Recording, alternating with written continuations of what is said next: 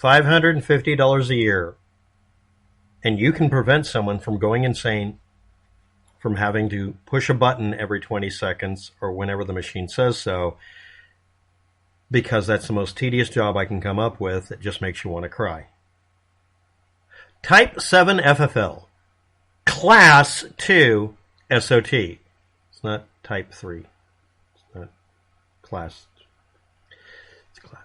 NFA Title 2 Machine Gun Manufacturer and Owner. For research purposes only. Type 7 FFL manufactures 3-year license, $150 to apply, and you renew it every 3 years for $150. Works out to $50 a year.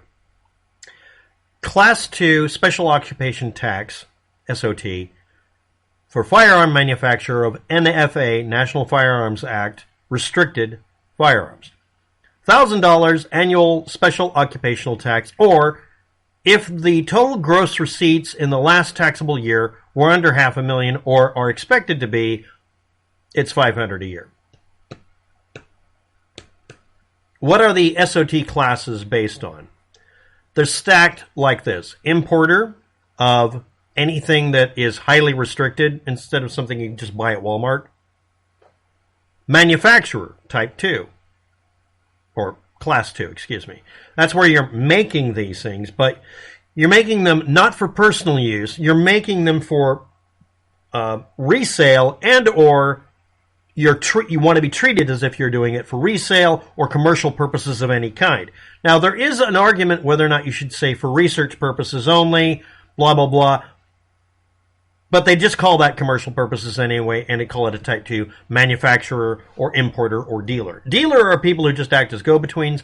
Importer is a go-between internationally. Escalating levels of legal restrictions. A dealer is just somebody who's a NFA firearms dealer who's allowed to be the guy who's responsible party for a transaction that could be anywhere from $0, $5, $200, or other, for anything from, quite literally, a non-functioning cane gun that, if it was made today a certain way, would just be a perfectly ordinary firearm, all the way up to a machine gun. If you're not aware of it, a machine gun, if you're to buy and sell it and somebody didn't want to charge you for its value, is just a $200 tax stamp that you have to get personally. Or is it $5? Some of these things are $5. If I want to use an all-metal flare gun, and it's being sold really cheaply, to make the thing from scratch is $200 just to make it. To retransfer it, is actually $5 depending on its design. It's an AOW. It doesn't have a lot of the restrictions. And that's recent. Otherwise, it's $200. But that 3-tiered setup also stacks up again for the licensing through FFL. They're the type of license. And they go in a similar pattern. Importer, manufacturer, and dealers stacked in many of these. Type 1, Federal Firearms License, Type 1. And then Type 2, 3, 4. Firearm dealer or gunsmith FFL licensing. This is a kind of a licensing that you do for whatever amount. Type 1 for being a dealer, again, because the other one is the special occupation tax. This one's the permit or licensing. And or gunsmith for FFL, Federal Firearms Licensing. Not necessarily National Firearms Act restricted, Type 2 or Class 2 or whatever, or Title 2 weaponry. People mix up these words a lot. I might put them all in the title just to annoy people. They're actual specific words you're supposed to use. Otherwise, your application will be rejected probably because you're an idiot. But here we go. But anyway, Type 1 is dealer or gunsmith. Pawnbroker is number 2, as well as dealers of firearms. Now, I've had one of those because I worked at a job where we dealt with computers, and the city required if you're going to do any pawnbrokering, you have to pass every fucking thing. We don't care. You have to be able to legally buy and sell a machine gun. We were told that. This allows you halfway to be able to buy and sell a machine gun. You're not allowed to do it because you don't have the other part here, but this means on the city, county, state, and federal level, you're a pawnbroker that includes firearms. We won't let you do anything else. It's the same cost, and you have to pass that hard of a background check because we don't want to deal with your shit. And that meant every employee had to go through the background check. That's why my fingerprints and everything else are listed somewhere. If anything popped up, they'd say you can't have the licensing because he's a felon, or he's wanted, or he's Hannibal Lecter.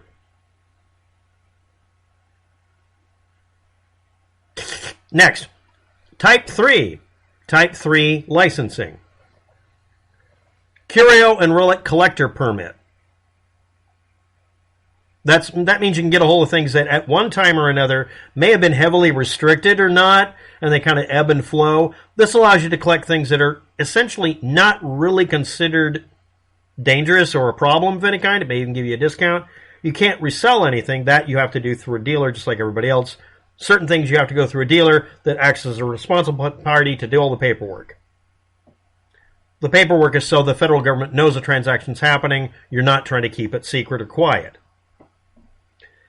Next, ammunition manufacturer licensing. That's type 6. That means you're making ammunition, not for personal use, not reloading. You're making it to resell it. You're never going to fire it. That means you're taking on responsibility for someone else's safety, accuracy, reliability, whether it cycles a weapon, all sorts of shit, effectively. Type 7, you also now do firearms. Then it peels off from ammo to type 8. Firearm dealer or importer. Then we get the 3 stack. Number 9, destructive devices dealer or manufacturer or importer. This is where it does exactly the same pattern. That's 9, 10, and 11. Now, type 7 is the one we're really interested in for this video. You're a firearm and or ammunition manufacturer. Not just a dealer, not just an ammunition only, not just a firearm only. You're not doing curios and relics. You're not a pawnbroker. You're not even reselling. This is for manufacturing. And this is for NFA Firearm SOT Class Add-on Manufacturer SOT 2. You can also get SOT 3 if you're just dealing, or 1 if you're importing. That's international shit. But I'm talking about type 2. You'll see a bunch of pages say one or the other is different and better, but manufacturer may or may not have legal capacity to be dealer because they have to sell the thing. The idea is they're presuming to sell it. That's for NFA firearms. That includes the following list: silencers or suppressors, pen guns, certain types of handguns and or rifles or shotguns that fall between, like the Game Getter, which has so many peculiar features they didn't know how to categorize it, so they decided at the time, fuck it, we're going to put it in the other category and regulate it like it's some sort of machine gun, even though it's a single shot, even though it had more than one barrel. It was interesting. Next, special handgun, right? Any other weapon or AOWs. Just weird stuff. Cane guns. A cane gun, if you make it a certain way, is just treated as a new class. Firearm, meaning 26 inches or longer, and firing a single shot from a pistol grip only thing that doesn't have a buttstock, can't be shouldered, but can't be fired one-handed properly. That's subject to misinterpretation, of course. Short rifles or shotguns under 26 inches long, overall length, and or the barrel under 16 inches for SBR, short barrel rifle, or under 18 inches, short barrel shotgun. So again, if you keep it 26 inches long or longer and have an 18.5 inch barrel on it, it's legally not restricted. Oh, wait a minute, firearms are allowed to have a short barrel on them. You just have to have an overall length of 26 inches. You can have no barrel. Gator getters and shark smackers.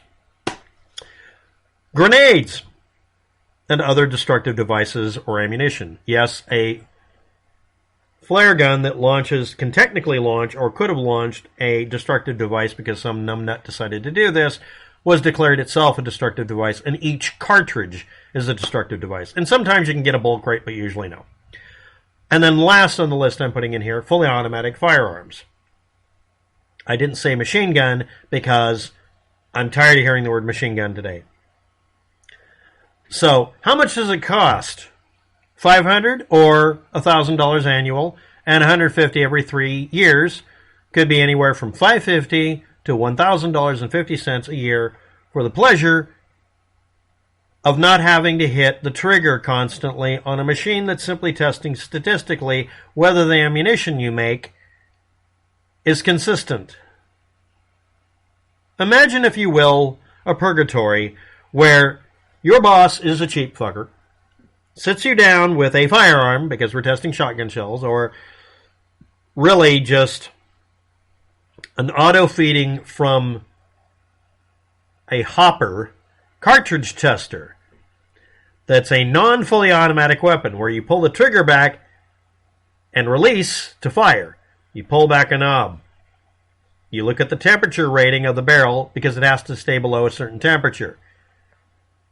Okay, now I have to spend exactly 30 seconds. I hit the dinger, ding, and wait 30 seconds for it to say ding again, and then I start pulling back on the knob that fires the cartridge and ejects the old cartridge and puts another one into fire.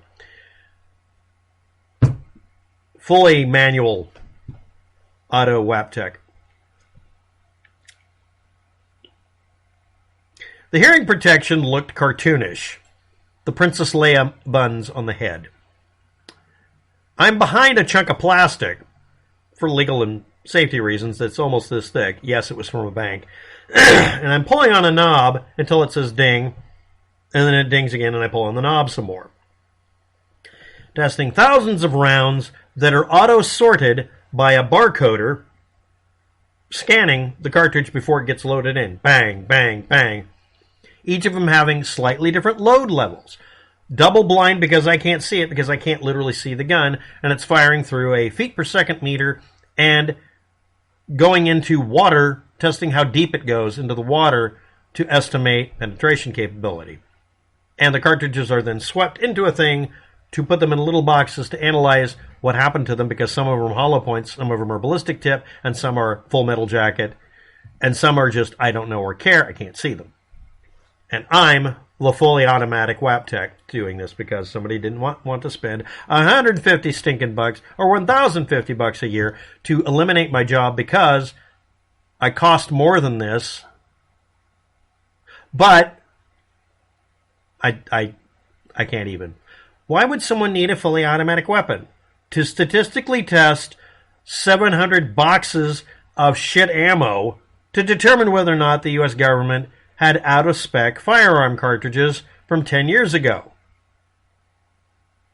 That was the sample size of millions, probably. I don't know. There may have been multiple lots. This may have been testing for federal. May have been testing for Chinese manufacturers. Don't know or care. And it would hold back and wouldn't let me fire it quicker than a certain rate to keep the barrel from getting hot. Most of the time I'm just smacking it. Eventually they made it a paddle, so I just smacked it back and forth. And then one day I had a little too much fun. Meow. There are some jobs that you want to pull your own eyeballs out of your head for to get away from them. Yes, this was a minimum wage job. Of course it was. That was why someone could justify not spending $1,000 per unit. No, per site. We could add 100 of these things. Somebody could hit a button in the morning, listen to shit blow up, and the sound, or more accurately, just fire once a second and then go back and forth, auto firing all the rounds in a short batch. Just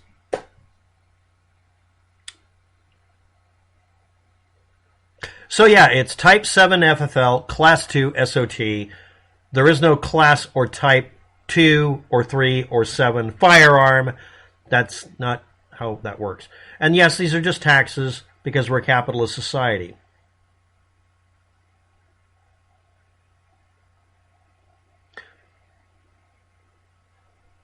Anyway, the only reason I know of for using a firearm that does automatic firing is so that I would not literally sit there wondering, what am I doing with my life? And then wondering it today while doing this video. Thank you for watching. Have a good day. Good luck with that. And yes, if you want to make a machine gun and not break the law, you just have to open up your life to, I don't know how many agencies, and have a site pass to do this. And you too can have this forbidden fruit that's rotten and boring. My attitude on it, it may be biased. Bye.